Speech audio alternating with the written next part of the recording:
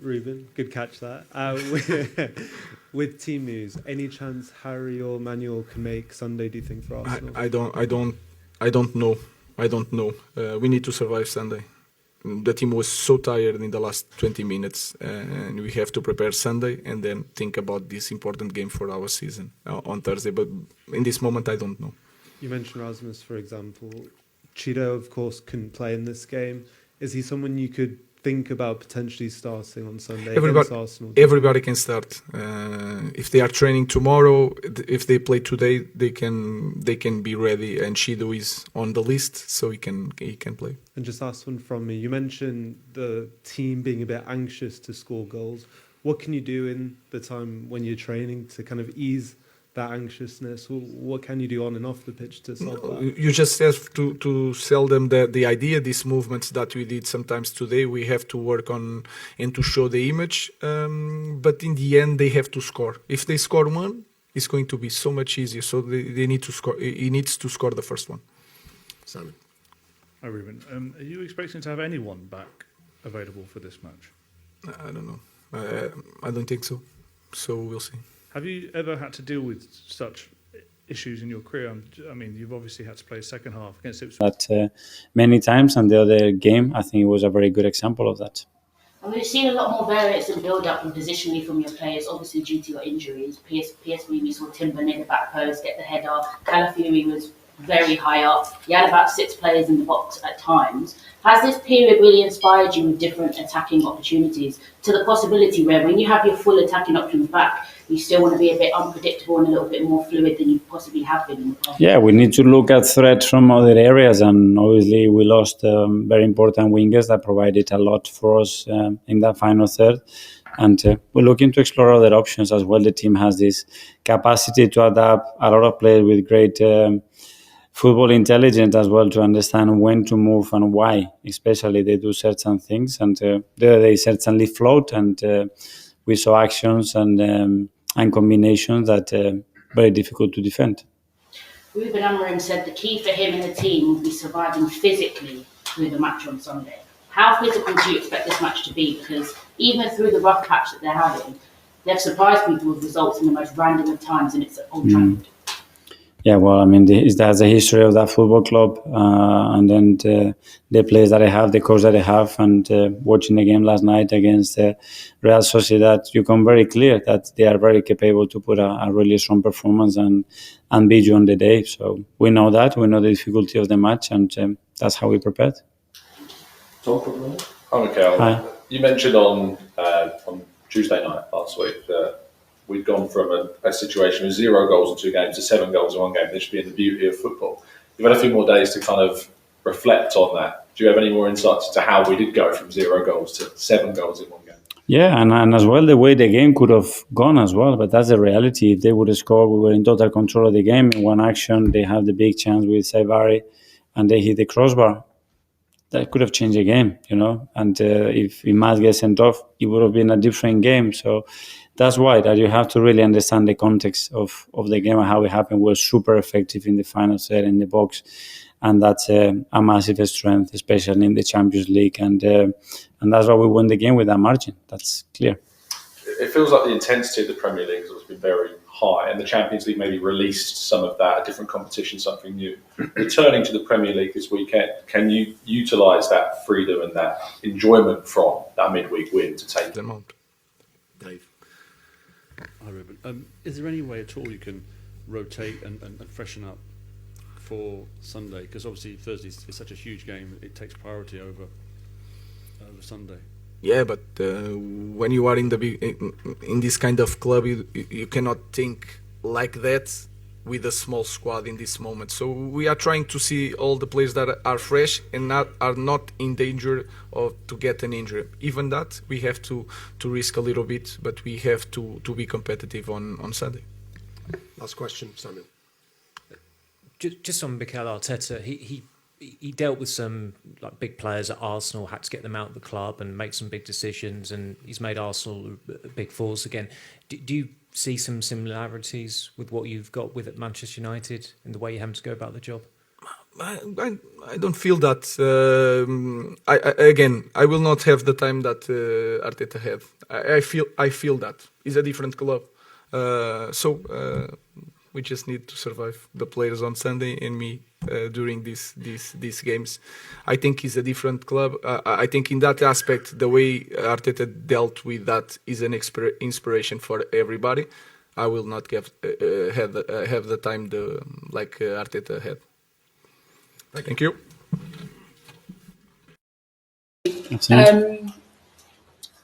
How has the mood lifted amongst the players after what you did on Tuesday night, and how helpful given what waits on Sunday? Yeah, obviously it was a great night for us, an important competition that we have a lot of hope on it, and the manner and the way we did it obviously lifted everybody. That's the past, unfortunately. So it's about what we do today, the preparation for tomorrow, and try to replicate a great performance again on Sunday. There was a lot of brilliant things you did, and maybe was the toughest thing having to take Miles Lewis-Skelly off in that first half. What was your thought process if you didn't get a chance to talk to you about it? And how much do you have to work with him to make sure this is the next sort of part of his process and progress? Because I know you're quite protective over him.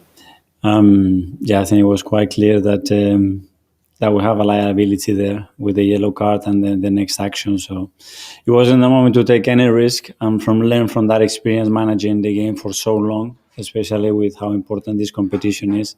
So a lesson to learn from him for sure. We will support and help him. But the line is really thin in the sport, and he needs to understand that. Yeah, and he's obviously done so much good for you. Do you get the sense he's the sort of player that can learn quickly? He won't do that again. Yeah, because he's very intelligent. He's extremely demanding of himself, and that's a fine, by the way. And yes. How much? It was only £5. I don't know. It's up to you guys. Up to you. Hopefully, you have that in place. More expensive than £5. I think so. So I think it's better for you guys to discuss with your colleagues. Dinner, yeah? Good dinner. So, I know straight away his reaction is like that. He's a perfectionist. He's got a great environment around him. And they are here to learn as well. We understand that Thomas Tuchel has a short list that doesn't sound so short of 55 players. Would you expect both Ranieri and Miles Lewis-Skelly, given their form, to be on that list? And how do you feel about that in terms of the next step of their development? Well, I have no idea. Obviously, what I read and hear about, the noise that is around it. So, as Thomas would take with his coaches the decision, and we will support it. But obviously, somebody who's nurturing them, would you like to see that? Would you feel at this point in their career that's good for them? To be around a different environment, to learn something a bit different? Well, knowing Thomas and the coaching staff and the environment that they have created around the England camp, I think it will be an incredible experience for them, if that's the case, whenever that is. That's not my decision, that will be their decision. How we manage him here, it's ours, it's in our control. Down there, we'll leave it to coaches and people that are super experienced, much more experienced than me. Well, talking of experience, 200 up for you. Yeah. The top three, maybe as you sit here now, moments so far, and have you got another 200 in you? It's gone fast. Probably the number one is with the day that I was sitting here on the first day, just fulfilling that dream of one day becoming the manager of this incredible football club. And then there are many others, but the other night was up there with one of the best because of the way we did it. That's two. I want a third. A trophy, for sure. When we won the first FA Cup after everything we went through as a club the last few years, and the COVID period, which was really, really, really difficult as well. 200 more? Win tomorrow. This is in this industry what happens, and try our best. I have a lot of energy still, and very driven to have more success.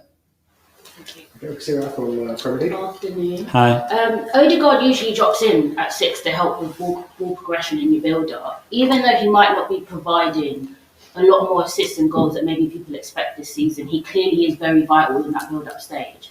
He himself said he hasn't been at his best, but do you think he's been hard on himself as captain, and we should be looking at the other things that he contributes on the pitch to the wider team?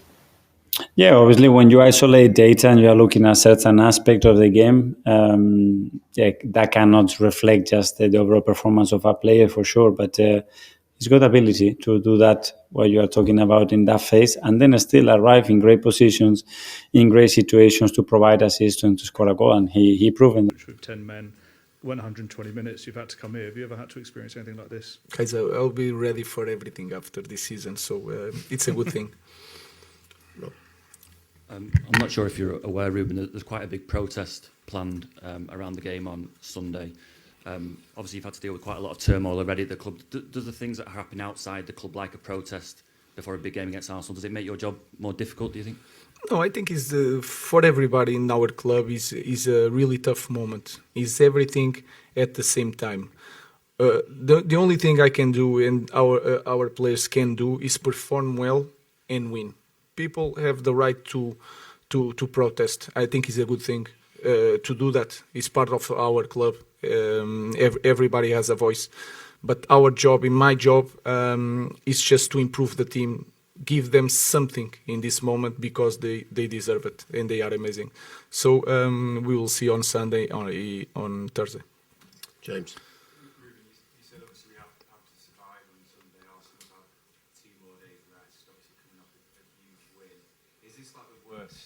Sort of fixture you could have at this moment in time, and is it just about getting through it? Yeah, any fixture in Premier League, every game is really important. In our moment, we need to win. It's always a problem when we don't win, so we have to focus on everything at the same time. I think the biggest problem is not to have all the players, because in the beginning. People talk about our rotation, especially in Europe. We were changing all the time. Is because of this, because it's really hard. And Europa League is so much harder, in my opinion, than Champions League. Not the games, but the recovery to play Premier League on the weekend. So we have to deal with that. And the problem is you've got such a big game on Thursday. There's that. You don't want to drain all the players. Yeah, one thing at a time. We'll think about Sunday, and then we will see. Chris. Sorry, Ruben. I think we asked you about 2 weeks ago about Mason Mount and Luke Shaw. Do you think we'll see them again this season? And are there any other players apart from Lissandro and Ahmad who you think we won't see again this season? No. I think it's just Ahmad, and even Ahmad, we'll see in the end of the last month. It could be. I don't want to say nothing but I have the hope to have Ahmad before. We'll see. Lisandro is out. Kobe can return. Kobe and the rest is Maguire. We have to be careful. Manu will return. I think Luke Shaw and Mason Mount can return also. We'll see. So if you reach the final, hopefully Ahmad possibly will go back. Let's talk about Sunday. We'll see. But they definitely are going to return, especially into Sunday. Yeah, I mean, it goes through momentum and, again, what the game provides, because we've been really good in certain games, but the result wasn't coming fast enough. The things were coming in the right moment, at the right time, in the right way, and that's very helpful. So every game is different on that. Simon, you said it? Hi, Mikel. Can I just ask you about Chido, who you could come up against on Sunday? Just what were your emotions in the summer when he left? Obviously, he was a player, you had his young player, a lot of talent. Yeah, I wasn't too involved in that decision. Obviously, when a player decides that the best pathway for him is to leave, is not much you can do. Very unfortunate, because we want to keep, obviously, our players from the academy and to be very successful with the first team. But in that case, or with Aiden, we weren't able to do that. There was a sort of feeling at the time, I think, among some fans that young players maybe didn't have a sort of pathway. Do you think that now this season with Ethan Miles, that sort of perception has gone, and that there's proof that if you're a young player and you've got the talent, you can play in the first team? I don't know what the perception is out internally, not, and the reality is very different, because those players are always with us. I mean, I guarantee you that there is a player there that can help and impact the first team is going to be with us. James, Athletic? Hi, Mikel. Just on Mars quickly, is it a difficult challenge to strike the right balance with him? Because physicality, riding the challenges, the winning duels, is such a fundamental part of who he is on the pitch. How do you control that without taking it away from his game? I think dominating the situation. That's it. Controlling a situation. You need to dominate what space you are defending, what is the level of exposure that you have, is the opponent facing you, not facing you.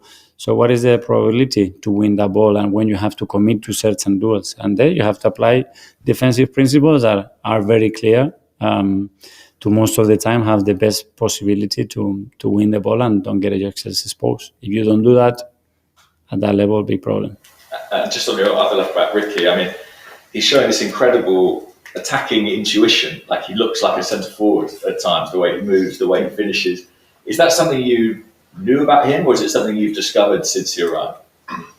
No, he certainly has that capacity to flow in areas that for a defender is very unusual. So that was something that really caught my eye. The other one that is very unpredictable, sometimes chaotic, and that can be very difficult as well from the position. And that eye on goal, especially in open play. To be fair, I didn't have that understanding of the things that he could do, but you see day to day in training that he's very capable of creating things that they are not there in that moment, you know.